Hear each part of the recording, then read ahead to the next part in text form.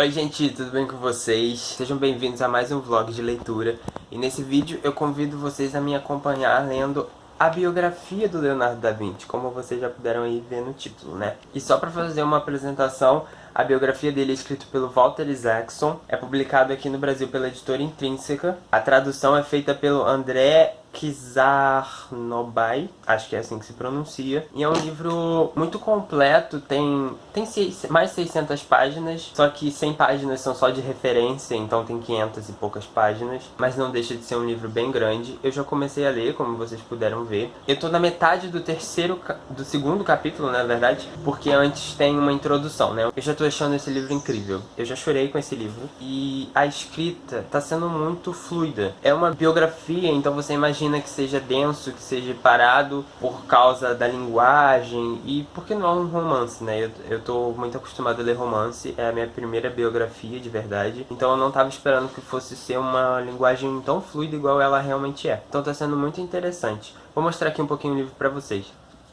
Aqui a gente tem o sumário, né, com todos os capítulos. Tem um agradecimento do autor. Tem uma coisa bem legal que se chama personagens principais. São personalidades, né, não são personagens porque não é um romance, mas são personalidades que são citadas ao longo da biografia. Bem legal isso aqui pra manter, eu tô deixando assim aqui dentro da orelha pra ficar olhando. Que tem uma linha do tempo com obras importantes e acontecimentos, né, na linha temporal do Leonardo. E aqui começa, né, a introdução, foi isso que eu falei, que tinha antes. E já nessa introdução, o autor fala uma coisa muito legal que eu marquei aqui, que eu acho que é importante a gente começar esse vídeo falando, que é, sim, ele era um gênio, falando sobre o Leonardo, né? Apaixonadamente curioso e muitíssimo criativo em múltiplos campos do conhecimento, mas devemos ter cuidado com essa palavra. Ao darmos a Leonardo o rótulo de gênio, estranhamente o minimizamos, dando a entender que foi tocado por uma iluminação divina. Na verdade, o gênio dentro de Leonardo era humano, tinha sido forjado por vontade e ambição próprias. Sua genialidade não vinha do fato dele ser o recipiente divino, como Newton ou Einstein, de uma mente com tanto poder de processamento que nós, meros mortais, não somos capazes de compreender. Leonardo quase não frequentava a escola e mal sabia ler em latim ou fazer uma conta de divisão. Sua genialidade era do tipo que somos capazes de entender, do tipo que tiramos lições. Baseava-se em habilidades que podemos almejar desenvolver, como a curiosidade e a observação incansável. Ele tinha uma imaginação tão fértil que chegava a flertar com os limites da fantasia, o que também é algo que podemos tentar preservar em nós mesmos e incentivar em nossos filhos. E eu acho muito importante a biografia começar logo de cara, para desfazer esse mito do gênio incompreendido, como ele próprio fala aqui, de ser tocado por uma luz divina e ser um milagre da humanidade e que ninguém pode ser esse tipo de pessoa. E acho que por causa dessa apresentação, o livro vai tentar desmistificar isso bastante. Enfim, é interessante, queria dividir com vocês. O livro também fala sobre as pessoas que julgavam o Leonardo porque ele não tinha escolaridade, né? Porque ele era um homem iletrado. E aí ele escreve no seu caderno uma passagem aqui bem legal sobre isso. Estou perfeitamente ciente de que o fato de não ser um homem das letras pode levar certas pessoas presunçosas a acreditarem ter razão ao me criticar, alegando que sou um homem sem instrução. Tolice, elas ficam desfilando por aí cheias de pompa, com o nariz empinado, adornadas não por obra do próprio trabalho, mas dos outros. Elas dirão que, por não ter sido educado pelos livros, eu não sou capaz de expressar de forma adequada o que desejo descrever, mas não sabem que os objetos de minhas investigações requerem experiência, e não as palavras de outras pessoas. Então, mesmo ele sendo uma pessoa julgada por não ser letrado, por não ter referências, vamos dizer assim, ele acreditava que ele conseguia criar e ele conseguia descrever as coisas que ele queria. E isso é bem interessante. E só mais uma curiosidade para eu fechar aqui, essa primeira entrada do vlog, que eu não sabia, era que ele era ligado a artes cênicas. E aqui fala que muitos artistas, né, e engenheiros auxiliavam peças na produção de cenários e adornos, né, para os atores performarem. Inclusive ele tem essa imagem aqui que muitos dizem ser precursora do primeiro helicóptero e tal, mas o livro fala que é de forma errada. Isso aqui foi provavelmente projetada para o teatro, uma máquina de fazer voar. E é muito interessante como a gente chegou, não sei, aí é mais uma opinião minha, né, de desqualificar um trabalho porque ela foi utilizada para o entretenimento, sabe? como se o engenheiro fosse menos engenheiro, uma vez que o que ele inventou não tem a parte prática, né? Não é para a humanidade aproveitar, não é o helicóptero que vai ser usado por militares e tal, mas sim algo simples. E aí pode ser um pouco presunçoso da minha parte dizer essa minha interpretação, mas não sei, parece que foi um pouco desqualificado porque era algo inventado para ser usado no teatro, sabe? E não para militares e para a humanidade de forma geral, não sei. Mas de qualquer forma, tá bem interessante o livro. Como eu falei, a escrita é bem fluida, surpreendentemente fluida. O livro é muito interessante, muito interessante. Não tenho nem palavras para descrever o quão interessante ele é. Então, se vocês quiserem me acompanhar aí, vou fazer mais entradas ao longo do processo de leitura quando eu achar alguma coisa interessante que vale a pena de ler. Eu não sei quanto tempo eu vou demorar para fazer essa leitura, então não sei por quantos dias esse vlog vai durar. Vocês que estão assistindo isso agora provavelmente vão saber mais do que eu. Enfim, me acompanhem e se vocês estiverem interessados nesse livro, o link tá lá na descrição para vocês poderem comprar e apoiar o trabalho aqui, tá bom? E espero que gostem dessa jornada para conhecer um pouco mais sobre Leonardo. Então, gente, eu acabei o capítulo 3 da biografia, que é por conta própria. O anterior, o capítulo 2, era aprendiz, né? Então contava um pouco dele sendo aprendiz, né? Algumas obras que ele fez em conjunto com o mestre dele, que foi o Verrocchio. Não sei se é assim que fala, mas Verrocchio. E esse capítulo 3 dedica, então, algumas obras que ele fez sozinho. Muitas dessas obras não estão concluídas. E o livro, ele traz sempre ilustrações dessas obras, isso é muito legal, e ele faz sempre uma análise muito crítica e técnica também da pintura e tal. E é muito legal, em ambos esses capítulos, né, isso aconteceu, que o próprio autor descreve, faz essa análise, ou ele utiliza referências que façam essas análises da obra, mas ele também coloca trechos dos cadernos do Leonardo para justificar o que foi falado nessa análise. Então, sei lá, fala que o músculo do braço era feito da forma tal. Aí ele coloca um trecho do caderno do Leonardo falando da importância disso, do insight que ele teve, de como ele descobriu isso. E é muito interessante porque você vê não só o lado técnico, mas como você vê o próprio autor, né, o próprio Leonardo, descrevendo e tendo a noção da importância do que ele fez, do que ele retratou. Mas queria destacar uma coisa muito importante do início desse capítulo 3, que é o fato do relacionamento de Leonardo da Vinci. Para quem não sabe, Leonardo da Vinci era gay. E aqui o início desse capítulo fala bastante sobre isso, das relações que ele teve. Ele foi acusado por sodomia, por algumas denúncias anônimas, foi preso inclusive algumas vezes, e é engraçado porque fala que em algum momento, não sei se eu vou achar, que ele era muito de boas com isso, ele não retratava a própria homossexualidade como algo pejorativo, ele era realmente bem resolvido nesse sentido. Ao contrário de Michelangelo, Leonardo não parecia se incomodar com isso, ou seja, Michelangelo também se incomodava do fato de ser gay. Esse início de capítulo é muito interessante, eu nem sei como começar a falar dessas coisas, mas fala que a homossexualidade não era incomum na comunidade artística de Florença, principalmente ali no círculo do Verrocchio. Então estamos falando de anos 1400, em que artistas eram gays e viviam a sua homossexualidade, para ter hoje, século 21, terem a pachorra de falar que naquele tempo não tinha isso. Entre 1400 e se for mais para trás vai ter mais coisa ainda, só que as pessoas abafam. E aqui a gente tá vendo um gênio da arte que tentam desvalorizar ele ou não citar o fato dele ser homossexual para não descredibilizar ele, para não desqualificar a arte dele. E o livro ainda fala isso. Cara, esse início de capítulo é muito interessante. Se vocês tiverem a oportunidade de ler só o início desse capítulo 3, leiam. Fala aqui que em um nível mais profundo, a homossexualidade de Leonardo parece ter se manifestado na maneira com que ele percebia a si mesmo como alguém um tanto diferente, um estranho que não se encaixava direito. Então, apesar dele não se sentir mal com isso, ele sabia que ele era diferente de certa forma, e não tinha como com a sociedade que ele vivia, né, da igreja condenando por pecado, dele ter sido preso diversas vezes, então não tinha como ele se sentir super de boas com isso, mas em termos de você se aceitar, o livro deixa bem claro que ele se aceitava sim. Inclusive é citado que o Leonardo da Vinci pintou muito mais homens do que mulheres, apesar, né,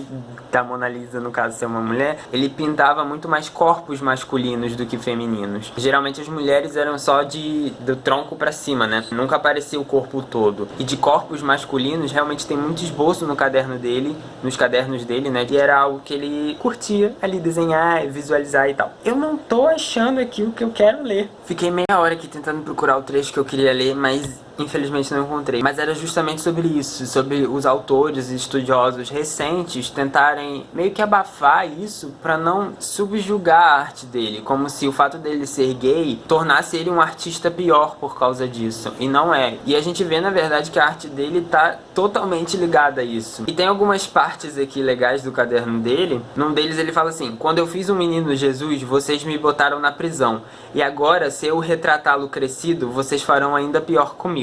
Justamente porque ele fazia várias artes sacras, né, várias artes sagradas, principalmente de Maria com o menino Jesus. Então ele tá falando justamente isso, que mesmo ele sendo religioso e a arte dele sendo devota, as pessoas ainda prendem ele por algo que ele não pode mudar. E ele ainda escreve depois: se o amor não existe, o que existe então? E a admiração só cresce por esse homem depois de ler esse livro. Só pra finalizar essa entrada do vlog, eu queria dizer que essas partes do caderno são muito legais e não são só pra dar uma informação assim super culta e direita, não. Eles colocam coisas não usuais, vamos dizer assim. Tem uma parte que fala que ele fez uma anunciação, né, o Leonardo da Vinci, e depois ele vê provavelmente uma versão da anunciação de Botticelli. Aí aparece o trecho do caderno do Leonardo escrito assim: recentemente vi uma anunciação em que o anjo parecia querer expulsar Nossa Senhora do recinto, movimentando-se com tamanha violência que mais se assemelhava a um inimigo,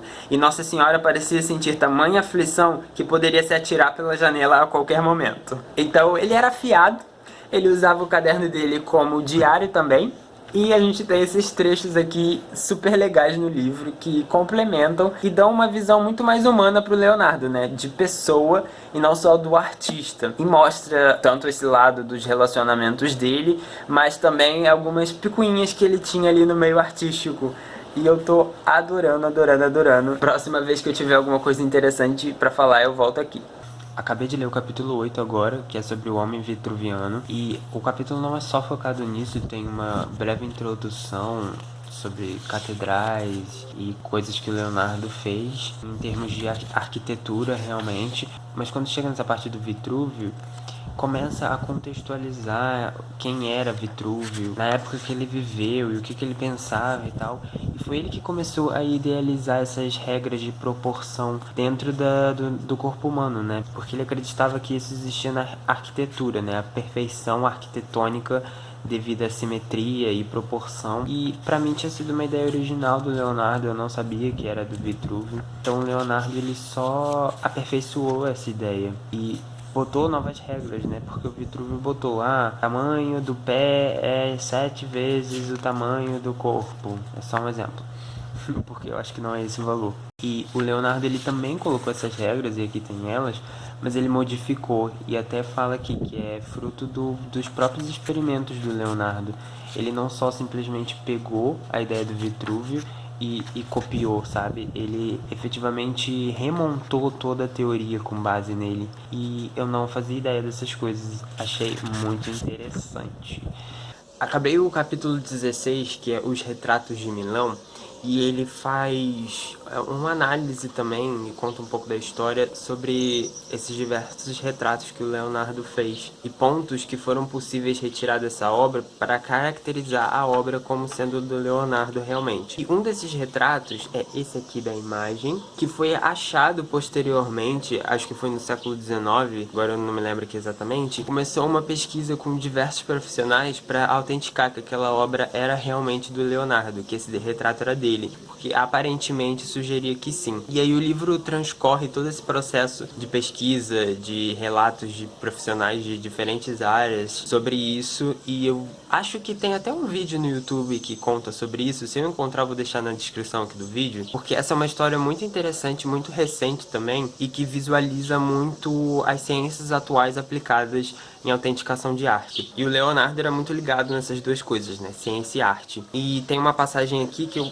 até fiquei me perguntando o que ele acharia, né, da ciência ter avançado de tal forma que essas duas coisas iam se interligar, né? E ele sendo um dos precursores disso, que sempre estudou muito biologia, muito anatomia para aplicar isso para arte, o que ele pensaria disso? E aí tem uma parte aqui que fala: esse esforço multidisciplinar que combinou arte e ciência estava à altura do legado de Leonardo, que teria apreciado a interação dos amantes dos campos das humanidades com o da tecnologia. E isso me tocou de uma forma porque, provavelmente vocês não sabem, mas eu sou formado em Química e a área que eu quero trabalhar é justamente essa, de análise de obra de arte. Meu TCC foi sobre isso, eu pretendo me especializar e trabalhar com isso posteriormente, então foi uma parte que me tocou aqui, porque tipo, eu fiquei pensando: será que ele se orgulharia? Como ele se reagiria vendo tantas técnicas científicas de análise e tal sendo aplicadas para o estudo das obras dele e de outros artistas, sabe? Como ele reagiria diante de tanto avanço tecnológico e científico nesse sentido, sabe? E aí o livro botou essa frase e eu fiquei, caraca, ele ia estar muito orgulhoso. E aí foi legal, achei bonitinho, queria dividir isso com vocês. Acabei de ler o capítulo 27, que é Anatomia Parte 2. Vai falar justamente sobre outros estudos anatômicos do Leonardo. E o capítulo é cheio de ilustrações para mostrar o que o autor quer dizer. Nesse capítulo a gente pode perceber a diferença entre os outros nesse quesito de ilustração. É o capítulo que mais tem imagens do caderno de Leonardo, justamente para exemplificar o que o autor está querendo dizer.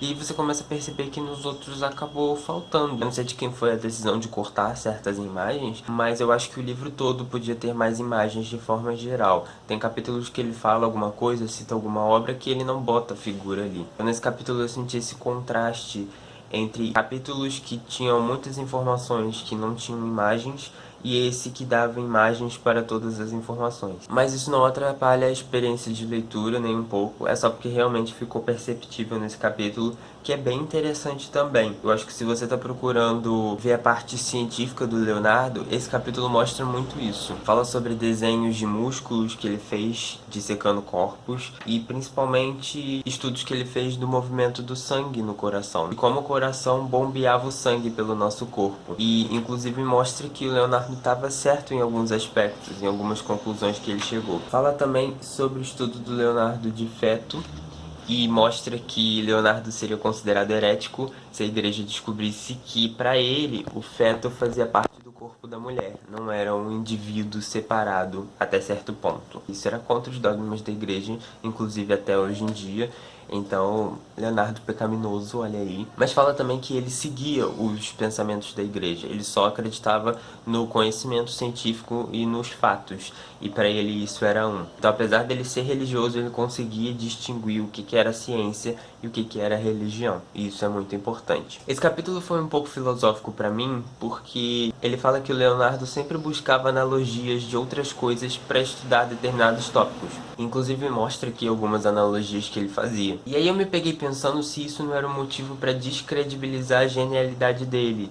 Ele não tirava coisas novas da cabeça, ele simplesmente buscava outras coisas na natureza que ele pudesse raciocinar da mesma forma e aí chegar a uma determinada conclusão. Mas aí pensando mais um pouco, e eu vi que na verdade é aí que está a genialidade, de que a nossa sociedade, a população de forma geral, seria muito mais inteligente se buscasse outras analogias na vida para chegar a determinada conclusão. E justamente porque a gente não faz isso, que a gente não é tão inteligente. E a genialidade está aí, em buscar respostas em outras coisas similares. Buscar respostas em outros seres vivos na natureza que se comportam da mesma forma. Buscar previsões do futuro no passado. Enfim, coisas desse tipo que com o auxílio da ciência, com o auxílio da história, a gente consegue facilmente resolver. E aí eu tive essa conclusão de que a genialidade está justamente aí, a gente buscar analogias para explicar alguma coisa que a gente está tentando entender. Acho que esse capítulo é super interessante. E agora eu já tô chegando na reta final do livro, falta aí uns 4 capítulos, 5 eu acho, e vamos ver o que eu vou achar até lá. Então, gente, chegando no final desse vlog, eu encerrei a leitura de Leonardo da Vinci. Acabei de acabar, faz 5 minutinhos, e eu acabei com uma dor no coração. Não porque o livro me deixou com essa dor no coração, mas ele traz uma conclusão tão bonita, sabe, que realmente não tinha como eu não me emocionar no final. Mas só pra falar um pouquinho antes com vocês, provavelmente vocês devem estar se perguntando em relação à Mona Lisa. Existe um capítulo inteiro dedicado à Mona Lisa nesse livro, e eu não vou falar muito porque talvez muitas pessoas queiram ler esse livro só por causa da Mona Lisa, então você vai ter que ler pra poder pegar todas as análises que o livro faz e toda a contextualização de como ela foi pintada, do que as pessoas acham dela, de toda a técnica por trás da pintura e etc. É um capítulo bem interessante, mas não foi meu preferido. Eu acho que o livro tem outros pontos mais positivos além da Mona Lisa, e isso é bom, porque tira um pouco do estigma do Leonardo atrelado apenas à Mona Lisa, e o livro mostra que ele é muito mais do que isso. O último capítulo se chama Conclusão, e ele remonta então aquele negócio que o autor falou lá na introdução sobre o Leonardo ser gênio ou não. E isso é muito legal, porque ele te coloca um questionamento na introdução, e ao longo do livro você vai montando a sua própria opinião, para na conclusão ele falar, então, ó, depois disso tudo, a conclusão que a gente pode chegar é essa aqui. E foi bonito porque assim, deixa eu ver se eu consigo mostrar aqui pra vocês. Ele começa o capítulo falando novamente sobre a questão da genialidade do Leonardo ou não, mas logo aqui, virando a página, tem uma parte que é aprendendo com o Leonardo. E ele enumera, não sei se vai dar pra ver aqui em itálico no início dos parágrafos, várias lições que a gente pode aprender com o Leonardo, e coloca depois explicações mais bonitinhas. Eu não vou ler todas, porque eu acho que vocês vão ter que ler e sentir isso, mas só destacando algumas para servir de motivação para vocês, temos seja curioso, incansavelmente curioso, e relacionando com outra, que é busque o conhecimento por simples prazer da busca, e fala que o Leonardo não buscava conhecimento para alguma coisa prática, mas sim porque ele era curioso e queria saber determinada coisa, mesmo que ele nunca fosse usar aquilo nas obras dele. E faça anotações no papel. 500 anos depois, os cadernos de Leonardo ainda estão por aí para nos surpreender e nos inspirar. E ainda fala que os tweets e os posts no Facebook não vão durar tanto quanto os cadernos. Então, assim, é uma leitura que eu super recomendo. Eu acho que não é um livro truncado de jeito nenhum. É uma leitura muito fluida. Eu imaginava que o livro fosse focar mais na vida do Leonardo e, na verdade, ele intercala muito bem. Na verdade, não é nem intercalar, ele intersecciona muito bem as análises das obras do Leonardo com a vida dele. É sempre esse jogo de botar uma obra do Leonardo, analisar ela e contextualizar com o que o Leonardo estava passando na vida dele, como estava a situação da vida dele, o que ele estava fazendo, onde ele estava, e etc. E eu achei isso muito interessante, porque é um livro que não foca somente na vida do Leonardo, apesar de ser uma biografia, mas ele é um ótimo material de estudo para as análises da obra dele em si. É uma leitura muito fácil, muito cativante. Você não sente que está lendo uma biografia, parece que é um romance de tão belo as palavras são, de tanto que tudo faz sentido, a forma como ele escreve faz você querer acompanhar o personagem Leonardo, e não somente o Leonardo pessoa que realmente existiu. Então eu super recomendo, estou muito feliz de ter feito essa leitura, e espero que vocês também estejam felizes de terem me acompanhado, e que através desse vlog eu tenha cativado vocês o bastante para fazer essa leitura, porque é uma experiência que você tem que fazer, tá? E parece que eu falei muita coisa sobre esse livro e que não vai ter nada de novo, mas olha quantas marcações eu fiz, eu não cheguei nem a falar de 10% delas. É um livro que cada um vai chegar à sua própria interpretação, vai tirar coisas boas daqui e merece ser feito assim, merece reservar um tempinho pra ele, que mesmo de grande, de novo, é uma leitura muito fácil. Então, se vocês gostaram, por favor, curta esse vídeo para ajudar a gente, compartilha com alguém, caso você conheça alguém que queira ler a biografia dele. Se inscreve aqui no canal se você for novo para acompanhar nossos próximos vídeos, e eu vejo vocês na nossa próxima leitura. Até lá, tchau!